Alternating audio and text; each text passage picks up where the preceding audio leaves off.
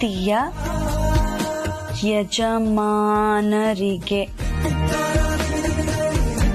ಅಯ್ಯೋ, ಈ ರೀತಿ ಏನಾದ್ರೂ ಬರೆದ್ರೆ ನಾನೇ ಬರ್ದಿರೋದು ಅಂತ ಗೊತ್ತಾಗೋಗುತ್ತೆ.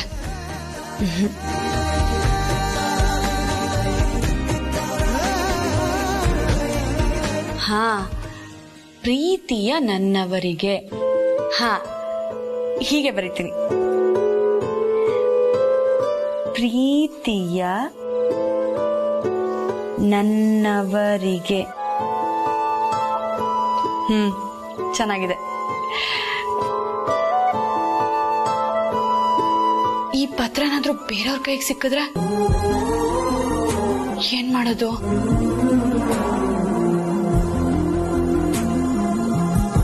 ಇಲ್ಲ, ಹಾ, ಹೀಗ್ ಬರೆಯೋದೇ ಒಳ್ಳೇದು.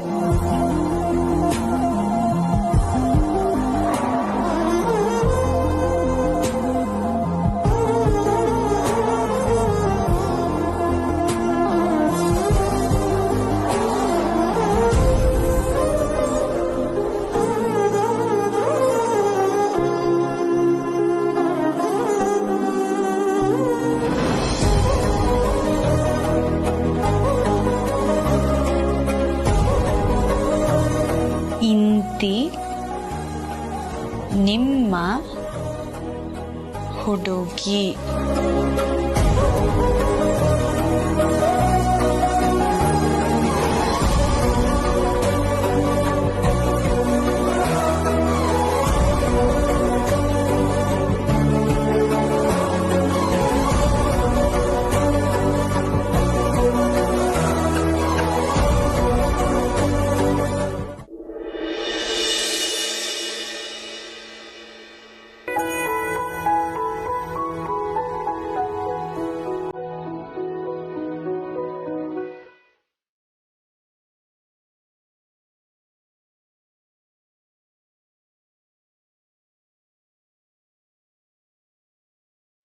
ಪಾಪ ನನ್ ಮಗ ಅದೆಷ್ಟೋ ದಿನಗಳಾದ್ಮೇಲೆ ನೆಮ್ಮದಿಯಾಗಿ ನಿದ್ದೆ ಮಾಡ್ತಿದ್ದಾನೆ. ಈಗ ಎಬ್ಸಕ್ಕೆ ನನ್ಗೆ ಮನ್ಸಾಗ್ತಿಲ್ಲ. ಆರಾಮವಾಗಿ ಮಲ್ಗು ಮಗನೆ. ಅಮ್ಮ ಅಮ್ಮ,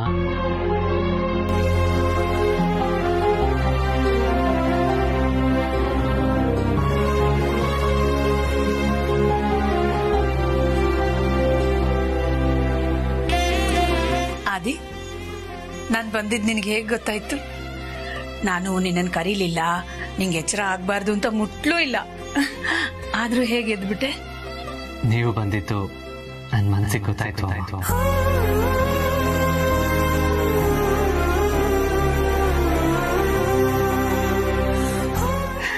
ಹೇಳಿಮ್ಮ, ಏನ್ ಬಂದಿದ್ದು? ಏನಾದ್ರೂ ಮಾತಾಡೋದಿತ್ತಾ? ಹಾಗೇನಿಲ್ಲಪ್ಪ. ಅದೇ ನಿನ್ನ ಅನುಷ್ಕನ ಮದುವೆ ದಿನ ಹತ್ರ ಬರ್ತಾ ಇದೆ. ನೀನ್ ಅದಕ್ಕೆ ಮನಪೂರ್ವಕವಾಗಿ ಒಪ್ಕೊಂಡಿರೋದು ತುಂಬಾ ಸಂತೋಷ. ಆದ್ರೆ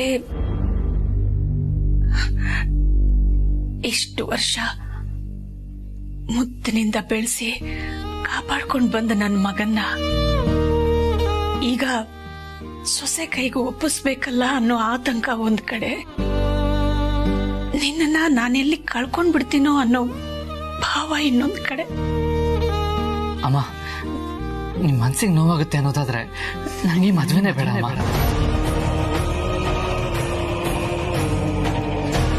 ನಿಮ್ಗೋಸ್ಕರ ಬೇಕಾದ್ರೆ ನನ್ನ ಜೀವನ ಪೂರ್ತಿ ಮದುವೆ ಆಗದೆ ಹಾಗೆ ಎದ್ಬಿಡ್ತೀನಿ. ನನಗೆ ನೀವು ಖುಷಿಯಾಗಿರೋದು ಮುಖ್ಯ ಅಮ್ಮ. ನೀವು ಖುಷಿಯಾಗಿರ್ಬೇಕು ಅಷ್ಟೇ. ನೋಡಿದ್ಯಾ, ನಿನ್ನ ಹತ್ರ ಏನಾದ್ರೂ ಮಾತಾಡೋದೇ ಕಷ್ಟನಪ್ಪ. ಎಷ್ಟು ಇಮೋಷನಲ್ ಆಗ್ಬಿಡ್ತೀಯ ನೋಡು. ಹಾಗೆ ನಮ್ಮನ್ನು ಇಮೋಷನಲ್ ಮಾಡ್ಬಿಡ್ತೀಯ. ನಾನು ಹೇಳಿದ್ದು ನನ್ನ ಮನಸ್ಸಿನ ಭಾವನೆ ಬಗ್ಗೆ. ಸಾಧಾರಣವಾಗಿ ಎಲ್ಲ ತಂದೆ ತಾಯಿಯರನ್ನು ಈ ಭಾವ ಕಾಡುತ್ತೆ. ಹಾಗಂತ ನೀನ್ ಮದ್ವೆನೇ ಆಗ್ಬಾರ್ದು ಅಂತ ಅನ್ಕೊಳ್ಳೋದು ತಪ್ಪು. ಅದು ಪ್ರಕೃತಿ ನಿಯಮ. ಹುಟ್ಟು, ಬಾಲ್ಯ, ಬೆಳವಣಿಗೆ, ಅಪ್ಪ ಅಮ್ಮ ಸಂಸಾರ ಸುಖ ದುಃಖ ಇದೆಲ್ಲ ಜೀವನದ ಪರಿಪಾಠ. ಪ್ರತಿಯೊಬ್ಬರೂ ಇದನ್ನೆಲ್ಲ ಅನುಭವಿಸ್ಲೇಬೇಕು. ಗುರುಜಿ ಯಾಕೆ ಹಿಂಗ್ ಕೂಕೊಂಡ್ರಿ? ಏನಾಯ್ತು? ನಾನ್ ಕೇಳಿದ್ದು ಕಾಫಿ ತಿಂಡಿ ಬಗ್ಗೆ ಅಲ್ಲ, ಆ ಪಾರ್ವತಿ ಏನ್ ಹೊಂಚಾಗ್ತಿದ್ದಾಳೆ ಅಂತ. ಓ ಅದಾ, ಅವಳ ಕೈಲಿ ಏನ್ ಮಾಡಕ್ಕಾಗತ್ತೆ ಬಿಡಿ ಗುರುಜಿ. ಒಳ್ಳೆ ಗೂಬೆ ತರ ಕೆಲ್ಸ ಮಾಡ್ಕೊಂಡು ಬಿದ್ದಿದ್ದಾಳ ಅಷ್ಟೇ. ಲೇ ಅನುಷ್ಕಾ, ನಿನಗ್ ತಾಕತ್ತಿದ್ರೆ ನೀನ್ ನಿಜವಾಗ್ಲೂ ನಿಮ್ ಅಮ್ಮನ್ ಹೊಟ್ಟೆಲೆ ಹುಟ್ಟಿದ್ರೆ ನಮ್ ಯಜಮಾನ್ರನ್ನ ಮದ್ವೆ ಆಗಿ ತೋರ್ಸೆ, ನಾನು ನೋಡೇ ಬಿಡ್ತೀನಿ. ನಿಮ್ ಕಣ್ಣೆಲ್ಲ ಅವಳ ಮೇಲೆನೆ ಇರ್ಲಿ. ಅವಳು ಯಾವುದೇ ಕಾರಣಕ್ಕೂ ಒಂದ್ ಹೆಜ್ಜೆನೂ ಮನೆಯಿಂದ ಆಚೆ ಹಾಕ್ಬಾರ್ದು. ಒಂದ್ ವೇಳೆ ಹಾಕಿದ್ರೆ ಕತ್ತಿಡ್ದು ಆಚೆ ನುಗ್ಬಿಡ್ಲ ಗುರುಜಿ? ಬೇಡ, ಆ ಕೂಡ್ಲೆ ನನಗ್ ವಿಷಯ ತಿಳಿಸಿ. ಆಯ್ತು ಗುರುಜಿ, ಅವಳನ್ನ ಎಲ್ಲೂ ಹೊರಗಡೆ ಹೋಗೋದಕ್ ಬಿಡೋದಿಲ್ಲ. ಗುರುಜಿ, ಆ ಪಾರ್ವತಿ ಯಾವತ್ತಿದ್ರು ನಿಮ್ ಕಣ್ಣೆದುರುಗಡೆ ಓಡಾಡೋ ಕೆಂಡ ಇದ್ದಂಗೆ ಗುರುಜಿ. ಆ ಕಣ್ಣಿನ ಹುಡುಗಿ ಅವಳೇ ಅಂತ ಗೊತ್ತಾಗಿದ್ದಿನ ನೀವೀ ಮನೆಗೆ ಸೊಸೆಯಾಗಿ ಬರೋ ಕನಸು ಸುಟ್ಟು ಬೂದಿ ಆಗೋಗುತ್ತೆ ಗುರುಜಿ. ಅದಕ್ಕೆ ನೀವೇ ಅವಳನ್ನ ಈ ಮನೆಯಿಂದ ಹೊರಗಾಕ್ಬೋದಲ್ವಾ? ಇಲ್ಲಾಂದ್ರೆ ಅವಳು ಈ ಮನೆಗ್ ಬರ್ದೇ ಇರೋ ಹಾಗೆ ನೀವೇ ಏನಾದ್ರೂ ಪ್ಲಾನ್ ಮಾಡ್ಬೋದಲ್ವಾ? ಶತ್ರುಗಳು ಯಾವತ್ತಿದ್ರು ನಮ್ ಕಣ್ ಎದುರುಗಡೆನೆ ಇರ್ಬೇಕು. ಆಗ್ಲೇ ಅವ್ರ ಸ್ಕೆಚ್ ಏನು ಅಂತ ನಾವು ತಿಳ್ಕೊಳಕ್ ಆಗೋದು. ನಿಜ ನಿಜ ಗುರುಜಿ. ಹಾಗೆ ನಿಮ್ ಶತ್ರುವಿನ ವಿಷಯ ತಲುಪಿಸೋದಕ್ಕೆ ಪಾರಿವಾಳ ತರ ನಾನಿದ್ದೀನಲ್ಲ ಗುರುಜಿ. ಆಯ್ತು, ಫೋನ್ನ ನಿಮ್ ಹತ್ರನೇ ಇಟ್ಕೊಳ್ಳಿ. ನಾನ್ ಯಾವಾಗ ಬೇಕಾದ್ರೂ ಕಾಲ್ ಮಾಡಬಹುದು. ಆಯ್ತು ಆಯ್ತು ಗುರುಜಿ, ನಾನ್ ಸೆರ್ಗಲ್ಲೇ ಗಂಟಾಕೊಂಡಿರ್ತೀನಿ.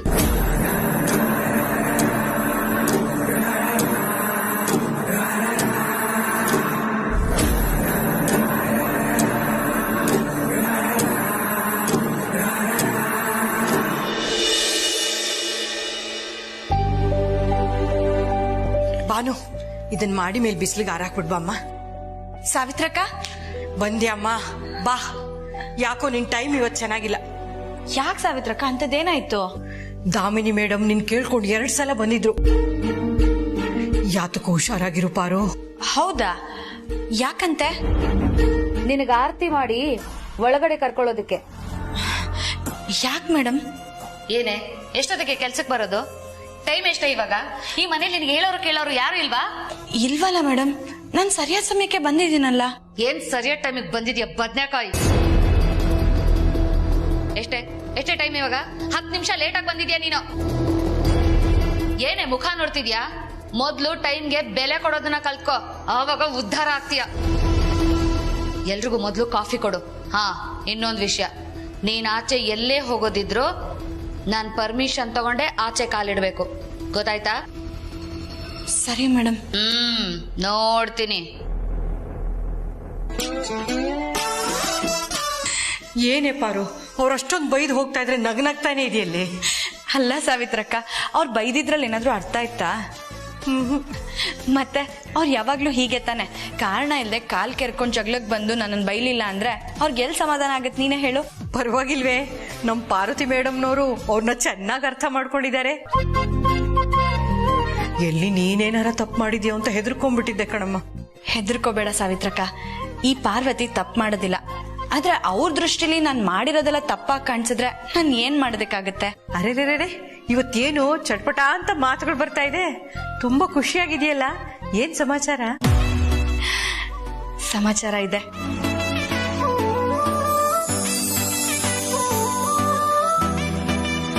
ಏನೇ ಇದು? ನಮ್ ಯಜಮಾನ್ರಿಗೆ ನನ್ ಕೈಯಾರೆ ಪ್ರೀತಿಯಿಂದ ಬರ್ದಿರೋ ಮೊದಲ ಪ್ರೇಮ ಪತ್ರ.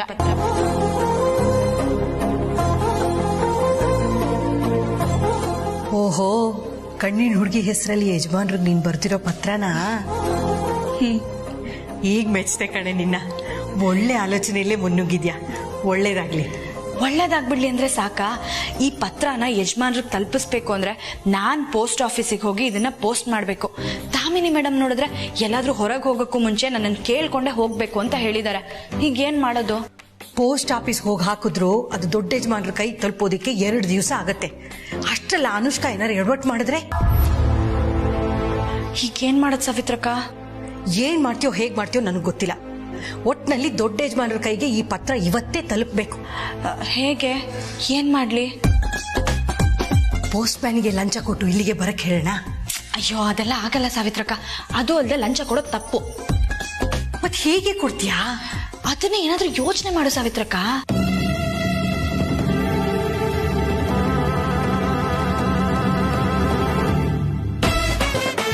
ಹಾ ಹೊಳಿತು. ಏನು? ಈಗ್ಲೇ ಈ ಪತ್ರ ನಮ್ಮ ಯಜಮಾನ್ರ ಕೈಗೆ ತಲುಪುತ್ತೆ. ಹೇಗೆ? ಹೇಳಲ್ಲ, ಮಾಡಿ ತೋರಿಸ್ತೀನಿ. ಅಲ್ಲ, ಇಷ್ಟೊತ್ತಿಗಾಗ್ಲೇ ಪತ್ರ ಓದೋದಕ್ಕಾಗ್ದೆ ಯಜಮಾನ್ರು ನನ್ನ ಕರಿಬೇಕಿತ್ತಲ್ಲ, ಯಾಕೆ ಕರೀಲಿಲ್ಲ?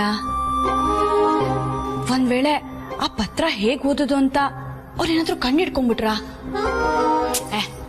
ಸಾಧ್ಯನೇ ಇಲ್ಲ. ಏನ್ ಪಾರ್ವತಿ ಒಬ್ಬೊಬ್ಳೆ ಮಾತಾಡ್ತಿದ್ಯಾ? ಏನಿಲ್ಲ ಸಾವಿತ್ರಕ್ಕ. ಅದ್ ಸರಿ, ನಿನ್ ಪ್ರೇಮ ಪತ್ರನ ನಿಮ್ ಯಜಮಾನ್ರು ಕೊಟ್ಟಿಯಾ? ಓ ಆಗ್ಲೇ ಕೊಟ್ಟೆ. ಓದಿದ್ರಾ? ಇಲ್ಲ ಸಾವಿತ್ರಕ್ಕ, ನನ್ ಮುಂದೆನೆ ಪತ್ರ ಓದಿ ಅಂತ ಹೇಳ್ದೆ. ಇದು ನನಗ್ ವೈಯಕ್ತಿಕವಾಗಿ ಬಂದಿರೋ ಪತ್ರ, ಹಾಗೆಲ್ಲ ನಿನ್ ಮುಂದೆ ಓದೋದಿಕ್ಕಾಗಲ್ಲ, ಹೋಗು ಅಂತ ಹೇಳ್ಬಿಡದ. ಅಯ್ಯೋ ಹಾಗಂದ್ರ? ಅವರು ಪತ್ರ ಓದೋದಕ್ಕೆ ನನ್ನ ಕರ್ದೇ ಕರೀತಾರೆ ಅಂತ ಅಲ್ಲೇ ಒಂದ್ ಕಡೆ ನಿಂತಿದ್ದೆ. ಅಷ್ಟ್ರಲ್ಲಿ ದಾಮಿನಿ ಮೇಡಮ್ ಬಂದು ಆ ಪತ್ರ ನೋಡ್ಬಿಡದ. ಅಯ್ಯೋ ದೇವ್ರೆ, ಆಮೇಲೆ ಆ ಪತ್ರ ಓದ್ಬಿಟ್ರಾ? ಇಲ್ಲ ಸಾವಿತ್ರಕ್ಕ, ಅವರಿಂದ ಮಾತ್ರ ಅಲ್ಲ, ಇನ್ ಯಾರಿಂದನೂ ಆ ಪತ್ರ ಓದೋದಕ್ಕಾಗಲ್ಲ. ಏನ್ ಪಾರ್ವತಿ ನೀನ್ ಹೇಳ್ತಾ ಇರೋದು? ವಿಚಿತ್ರವಾಗಿದೆ. ಅಂದ್ರೆ ಆ ಪತ್ರದಲ್ಲಿ ಬರ್ದಿರೋ ಅಕ್ಷರಗಳನ್ನ ಉಲ್ಟಾ ಬರ್ದಿದ್ದೀನಿ. ಅದನ್ನ ಸರಿಯಾಗಿ ಓದ್ಬೇಕು ಅಂದ್ರೆ ಆ ಪತ್ರನ ಕನ್ನಡಿ ಮುಂದೆ ಹಿಡಿಬೇಕು. ಆಗ್ಲೇ ನಾನ್ ಬರ್ದಿರೋ ಸಾಲ್ಗಳು ನೇರವಾಗಿ ಕಾಣೋದು. ತಲೆ ಓಡಿಸಿ ಎಂತ ಉಪಾಯ ಮಾಡಿದ್ಯಾ ಪಾರ್ವತಿ, ಮೆಚ್ಚದೆ ಮಗಳೇ, ಭೇಷ್. ಆದ್ರೆ ಇಷ್ಟೊತ್ತಿಗಾಗ್ಲೇ ಯಜಮಾನ್ರು ಪತ್ರ ಓದೋದಕ್ಕಾಗ್ದೆ ನನ್ನ ಕರಿಬೇಕಿತ್ತು. ಯಾಕಿನ್ನೂ ಕರ್ದಿಲ್ಲ ಅಂತ ಗೊತ್ತಾಗ್ತಿಲ್ಲ ಸಾವಿತ್ರಕ್ಕ.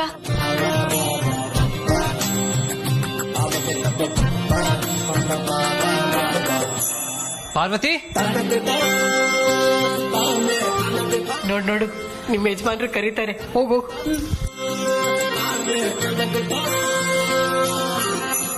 ಪಾರ್ವತಿ, ಪಾರ್ವತಿ, ಪಾರ್ವತಿ,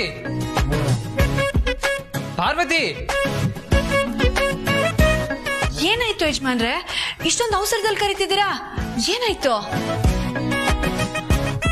ಓ ಪ್ರೇಮ ಪತ್ರ ಓದಿದ್ರಾ? ಯಾಕೆ? ನೋಡ್ ಪಾರ್ವತಿ, ಇದರಲ್ಲಿ ಮೊದಲನೇ ಸಾಲು ಕೊನೆ ಸಾಲು ಬಿಟ್ರೆ ಬೇರೆ ಏನು ಅರ್ಥನೇ ಆಗ್ತಾ ಇಲ್ಲ.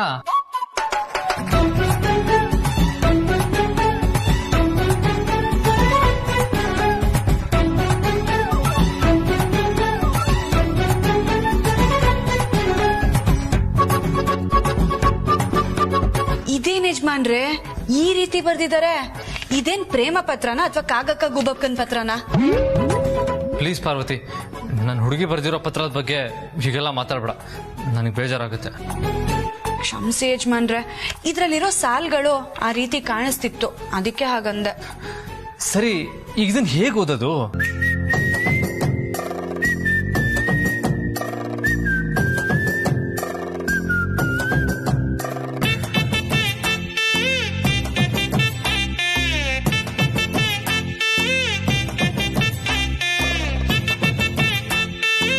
ಯಜಮಾನ್ರೆ, ನಿಮ್ ಕಣ್ಣಿನ ಹುಡುಗಿ ಉಪಾಯ ಏನು ಅಂತಾನೂ ಅರ್ಥ ಆಯ್ತು, ಈ ಪತ್ರ ಹೇಗ್ ಓದೋದು ಅಂತಾನೂ ಗೊತ್ತಾಯ್ತು. ಹೇಗೆ ಓದೋದು? ಹೇಳ್ತೀನಿ, ಆದ್ರೆ ಏನು? ಅಲ್ಲ, ಇದನ್ ನಿಮ್ ಹುಡುಗಿ ನಿಮ್ಗೋಸ್ಕರ ಬರ್ದಿರೋ ಪ್ರೇಮ ಪತ್ರ, ವೈಯಕ್ತಿಕವಾದದ್ದು. ಇದನ್ ನಾನ್ ಹೇಗ್ ಓದ್ಲಿ? ಆಗ್ಲೇ ಬೇಡ ಅಂತ ನೀವೇ ತಾನೇ ಹೇಳಿದ್ದು. ಸಾರಿ ಪಾರ್ವತಿ, ಆಗ್ಲೇ ಹಾಗಂದಿದ್ನೆ ಮನ್ಸಲ್ಲಿ ಇಟ್ಕೊಂಡಿದ್ಯಾ? ನನಗೆ ಹೆಲ್ಪ್ ಮಾಡಲ್ವಾ? ಸರಿ ಬನ್ನಿ ಬನ್ನಿ ಯಜಮಾನ್ರೆ. ಪಾರ್ವತಿ, ಪತ್ರ ಓದು ಅಂತ ಹೇಳಿದ್ರೆ ಕನ್ನಡಿ ಮುಂದೆ ಯಾಕೆ ಕರ್ಕೊಂಡ್ ಬಂದಿದ್ಯಾ? ನಿಮ್ ಪ್ರೇಮ ಪತ್ರ ಓದೋದಿಕ್ಕೆ. ಪತ್ರನ ಕನ್ನಡಿಲಿ ಓದ್ತೀಯಾ? ಇದು ಬರೀ ಪ್ರೇಮ ಪತ್ರ ಅಲ್ಲ, ಕನ್ನಡಿಲಿ ಓದೋ ಪತ್ರ. ಅಂದ್ರೆ ನಿಮ್ ಹುಡುಗಿ ಈ ಪತ್ರ ಯಾರ ಕೈಗಾದ್ರೂ ಸಿಕ್ಕಿದ್ರೆ ಅವ್ರಿಗೆ ಅರ್ಥ ಆಗ್ಬಾರ್ದು ಅಂತ ಈ ತರ ಬರ್ದಿದ್ದಾರೆ. ಈಗ ನೋಡಿ, ದಾಮಿನಿ ಮೇಡಮ್ ಈ ಪತ್ರ ನೋಡಿದ್ರು, ಒಂದ್ ವೇಳೆ ಅವ್ರಿಗೇನಾದ್ರೂ ಅರ್ಥ ಆಗಿದ್ದಿದ್ರೆ? ಓ ಕರೆಕ್ಟ್ ಅಲ್ವಾ ಪಾರ್ವತಿ? ಅಂದ್ರೆ ದಾಮಿನಿ ಚಿಕ್ಕಮ್ಮಂಗೆ ಏನು ಗೊತ್ತಾಗಿರಲ್ಲ. Wow, brilliant. ನಮ್ ಹುಡುಗಿ ಸಿಕ್ಕಾಪಟ್ಟೆ ಬುದ್ಧಿವಂತೆ. ಈಗ ನೋಡಿ ಯಜಮಾನ್ರೆ, ನಿಮ್ ಪ್ರೀತಿಯ ಹುಡುಗಿ ಬರ್ದಿರೋ ಪ್ರೇಮ ಪತ್ರದ ಸಾಲುಗಳನ್ನ.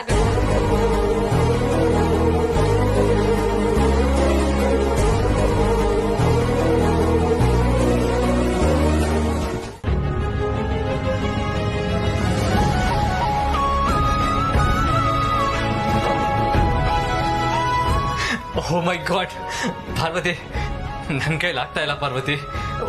ಒಂದ್ ಕಡೆ ಸಂತೋಷ, ಒಂದ್ ಕಡೆ ಖುಷಿ, ಒಂದ್ ಕಡೆ ಸಂಕೋಚ, ಉತ್ಸಾಹ ಎಲ್ಲ ಒಟ್ಟೊಟ್ಟಿಗೆ ಆಗ್ತಾ ಇದೆ ಪಾರ್ವತಿ. ನಿಮ್ಮ ತಂದೆಗೆ ಪ್ರಿಯವಾದ ಶಿವನ ತಾಯಿ, ಪರಶಿವನ ಸತಿ, ಸ್ವರ್ಗದಲ್ಲಿ ಸಿಗೋ ಹೂವಿನ ಮೊದಲನೇ ಅಕ್ಷರ ನನ್ನ ಹೆಸರಿನ ಮೊದಲನೇ ಅಕ್ಷರ ಆಗಿರತ್ತಂತೆ.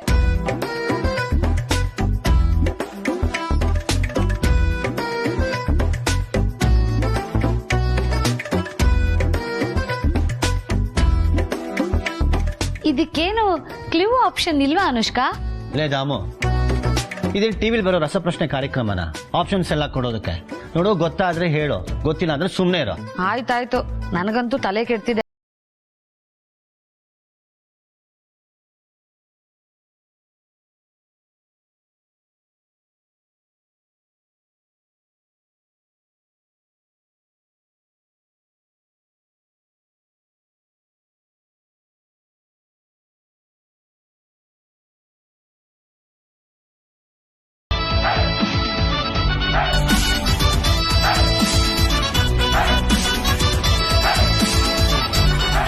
ಏನತ್ತೆ, ಬೇಗ ಹೇಳಿ. ಪಾರ್ವತಿ.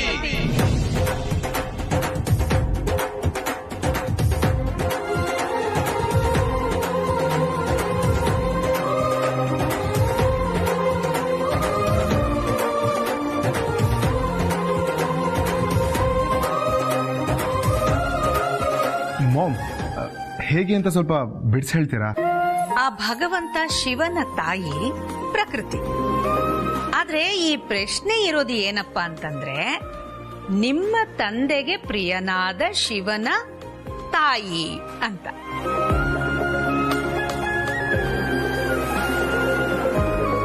ಅಂದ್ರೆ ನಿಮ್ಮ ತಂದೆಗೆ ಪ್ರಿಯನಾದ ಶಿವ ಯಾರು? ಶಿವರಾಜ್ ಕುಮಾರ್.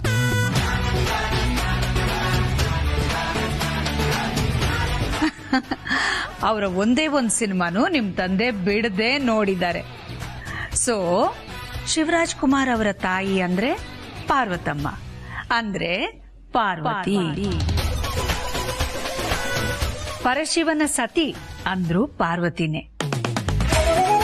ಅಷ್ಟೇ ಅಲ್ಲ, ಸತಿಯ ಇನ್ನೊಂದು ಹೆಸರು ಪಾರ್ವತಿನೇ. ಆ ಪರಶಿವನಿಗೆ ಇಬ್ಬರು ಹೆಂಡತಿಯರು. ಮೊದಲನೇ ಹೆಂಡತಿ ಸತಿ, ಎರಡನೇ ಹೆಂಡತಿ ಪಾರ್ವತಿ. ಈ ಪಾರ್ವತಿ ಸತಿಯ ಪುನರ್ಜನ್ಮ ಅಂತಾನೂ ಹೇಳ್ತಾರೆ. ಹಾಗಾಗಿ ಎಲ್ಲಾ ಥರದಲ್ಲೂ ಈ ಪ್ರಶ್ನೆಗೆ ಸರಿಯಾದ ಉತ್ತರ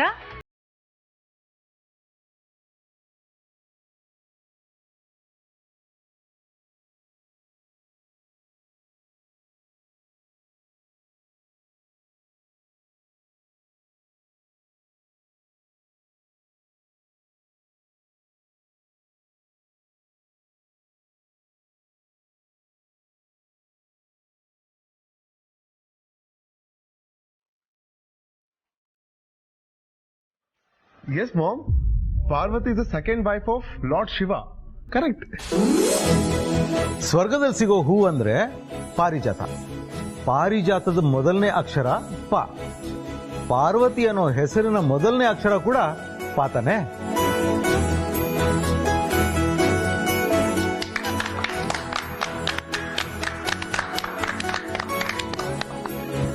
ಈಗ ನಿಮ್ಮ ಒಗಟಿಗೆ ಸರಿಯಾದ ಉತ್ತರ ಏನಪ್ಪಾ ಅಂದ್ರೆ, ನಿಮ್ಮ ತಂದೆಗೆ ಪ್ರಿಯನಾದ ಶಿವನ ತಾಯಿ ಪಾರ್ವತಿ.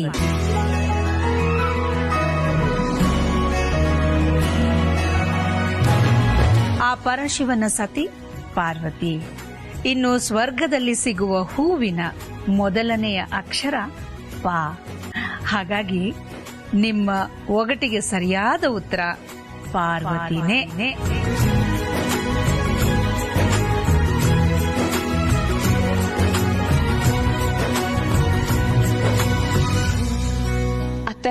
ಮಾವ, ಈ ಒಗಟನ್ನ ಬಿಡಿಸೋದಕ್ಕೆ ತುಂಬಾ ಥ್ಯಾಂಕ್ಸ್. ನಾನು ಈಗ್ಲೇ ಹೋಗಿ ಆದಿಗ್ ಉತ್ತರ ಹೇಳಿ ನನ್ ಪ್ರೀತಿನ ಪ್ರೂವ್ ಮಾಡ್ತೀನಿ.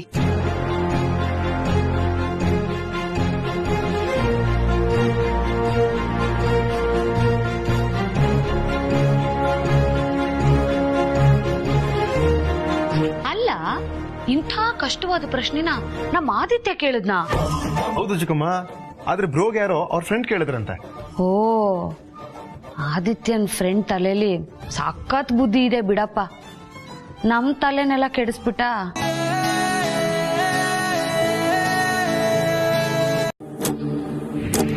ಈ ಪ್ರಶ್ನೆಗೆ ಉತ್ತರ ಸಿಕ್ತು. ಏನತ್ತೆ, ಬೇಗ ಹೇಳಿ. ಪಾರ್ವತಿ. ಯಜಮಾನ್ರಿಗೆ ಉತ್ತರ ಹೇಳ್ಬೇಕು ಅಂತ ನನ್ನ ಹೆಸರನ್ನ ಒಂದೇ ಸಮನೆ ಜಪ ಮಾಡ್ತಾ ಹೋಗ್ತಿದ್ಯಲ್ಲ, ಆ ಹೆಸರು ಮರ್ತೋದ್ರೆ ಕಷ್ಟ ಅಂದೆ. ಆ ಒಗಟಿಗೆ ಉತ್ತರ ಪಾರ್ವತಿನ ಅಂದ್ರೆ ಅವ್ರ ಹೆಸರು ಪಾರ್ವತಿ. ಥ್ಯಾಂಕ್ ಗಾಡ್, ಫೈನಲಿ ಆ ಒಗಟಿಗೆ ಉತ್ತರ ಸಿಕ್ತಲ್ಲ.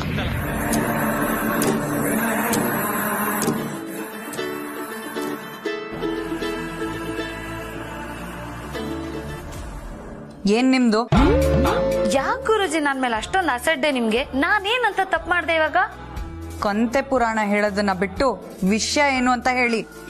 ಅಲ್ಲ ಗುರುಜಿ, ಆದಿತ್ಯ ಒಂದ್ ಒಗಟು ಹೇಳಿದಾನೆ, ಅದನ್ನ ಬಿಡಿಸಿದ್ರೆ ನನ್ ಪ್ರೀತಿ ಸಾಬೀತಾಗತ್ತೆ ಅಂತ ಹೇಳಿದ್ರಿ. ಅಖಿಲಕ್ಕ ಆ ಒಗಟನ್ನ ಬಿಡಿಸಿ ಉತ್ತರನೂ ಹೇಳಾಯ್ತು. ನೀವ್ ಅದನ್ನ ಆದಿತ್ಯನ್ ಹೇಳ್ತೀನಿ ಅಂತ ಹೋದವ್ರು ಪತ್ತೇನೇ ಇಲ್ಲ, ಎಲ್ಲ ಆಪತ್ತಿ ಆಗ್ಬಿಟ್ರು ಅಂತ ಫೋನ್ ಮಾಡ್ದೆ. ಮಾತಲ್ಲಿ ಹಿಡ್ತಾ ಇರ್ಲಿ. ಈ ಅನುಷ್ಕಾ ನಾಪತ್ತೆ ಆಗೋಳಲ್ಲ, ಪತ್ತೆ ಮಾಡೋಳು. ತಪ್ಪಾಯ್ತು ಗುರುಜಿ, ಕ್ಷಮಿಸ್ಬಿಡಿ. ನನ್ಗಿವಾಗ ಕಾಡ್ತಾ ಇರೋ ಒಂದೇ ಒಂದು ಪ್ರಶ್ನೆ ಏನು ಅಂದ್ರೆ, ನಿಮ್ಮ ಆ ಉತ್ತರನ ಕೇಳಿ ಆದಿತ್ಯನ್ ರಿಯಾಕ್ಷನ್ ಹೆಂಗಿತ್ತು? ತುಂಬಾ ಸಂತೋಷ ಪಟ್ಟ. ಆದ್ರೆ ಅದಕ್ಕೆ ಕಾರಣ ಉತ್ತರ ಸಿಕ್ಕಿದ್ದಲ್ಲ, ಆ ಒಗಟಿನ ಉತ್ತರದಲ್ಲಿರೋ ಆ ಹೆಸರು. ಅಂದ್ರೆ ಅದ್ರಲ್ಲಿರೋ ಉತ್ತರ ಪಾರ್ವತಿ ಅಂತನಾ?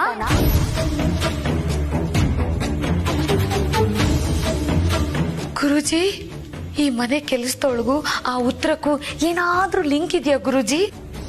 ನಂಗೂ ಅದೇ ಡೌಟ್. ತನ್ನ ಫ್ರೆಂಡಿಗೋಸ್ಕರ ಉತ್ತರ ಹುಡುಕ್ತಿದ್ದೀನಿ ಅಂತ ಹೇಳಿದ ಆದಿ ಮುಖದಲ್ಲಿ ಜಸ್ಟ್ ಒಂದು ಒಗಟಿಗೋಸ್ಕರ ಆ ಲೆವೆಲ್ ಎಕ್ಸೈಟ್ಮೆಂಟ್ ಬರೋಕ್ ಸಾಧ್ಯನೇ ಇಲ್ಲ. ಹಾಗೆ ಅದರಲ್ಲಿರೋ ಉತ್ತರ ಪಾರ್ವತಿ ಅಂತಿರೋದು.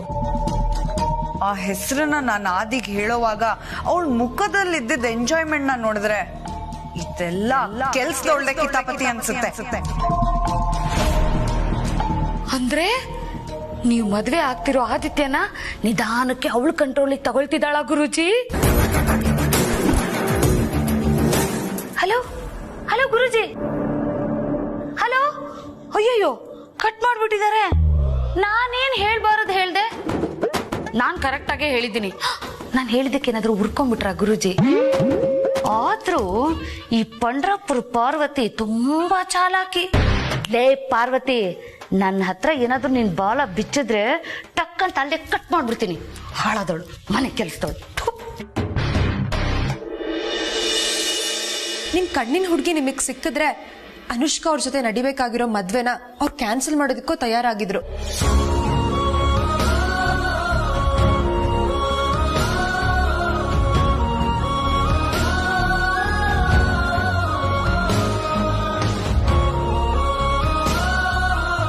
ಅಷ್ಟೇ ಅಲ್ಲ ಬ್ರೋ, ಕಣ್ಣಿನ ಹುಡುಗಿನ ಕಂಡುಹಿಡಿಯೋದಕ್ಕೆ ಒಬ್ಬ ಸ್ಕೆಚ್ ಆರ್ಟಿಸ್ಟ್ ಕೂಡ ಕರೆದಿದ್ವಿ.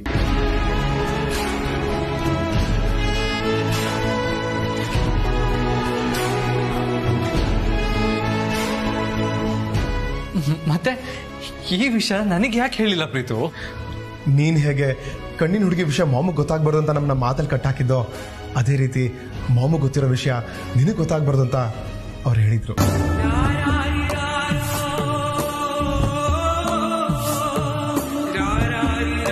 ಅತ್ತೆ ಜೊತೆ ನೀವು ಮಾತಾಡುವಾಗ ಯಾವುದೇ ಕಾರಣಕ್ಕೂ ಮುಜುಗರ ಆಗ್ಬಾರ್ದು ಅನ್ನೋ ಕಾಳಜಿ ಅವರಿಗಿತ್ತು. ಹಾಗೆ ಈ ವಿಷಯನ ನೀವೇ ಹೋಗಿ ಅವ್ರ ಹತ್ರ ಹೇಳ್ಬೇಕು ಅನ್ನೋ ನಿರೀಕ್ಷೆ ಕೂಡ ಅವರಿಗಿತ್ತು ಅನ್ಸುತ್ತೆ.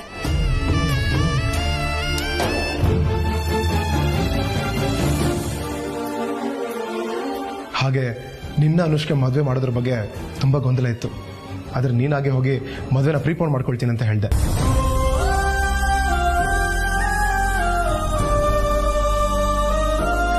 ಈಗಲೂ ಕಾಲ ಮಿಂಚಿಲ್ಲ ಭಾವ. ಎಲ್ಲದಕ್ಕಿಂತ ಅತ್ತೆಗೆ ನಿಮ್ ಖುಷಿನೇ ಮುಖ್ಯ. ಹೇಗೋ ನಿಮಗ್ ಬೇಡವಾಗಿರೋ ಮದ್ವೆಯಲ್ಲಿ ಅನುಷ್ಕಾ ಅವ್ರಿಗಂತೂ ಖುಷಿ ಸಿಗೋದಕ್ಕೆ ಸಾಧ್ಯ ಇಲ್ಲ. ಅದಕ್ಕೆ ಈಗಲೇ ಹೋಗಿ ಅತ್ತೆ ಹತ್ರ ಆ ಕಣ್ಣಿನ ಹುಡುಗಿ ಇರೋ ವಿಷಯ, ಹಾಗೆ ನೀವು ಅವ್ರ ಹತ್ರ ಮಾತಾಡಿದ ವಿಷಯ ಎಲ್ಲಾನು ಅವ್ರ ಹತ್ರ ಹೇಳಿ ಭಾವ. ಆಗ ಈ ಮದ್ವೆನ ಕ್ಯಾನ್ಸಲ್ ಮಾಡಿದ್ರು ಮಾಡಬಹುದು.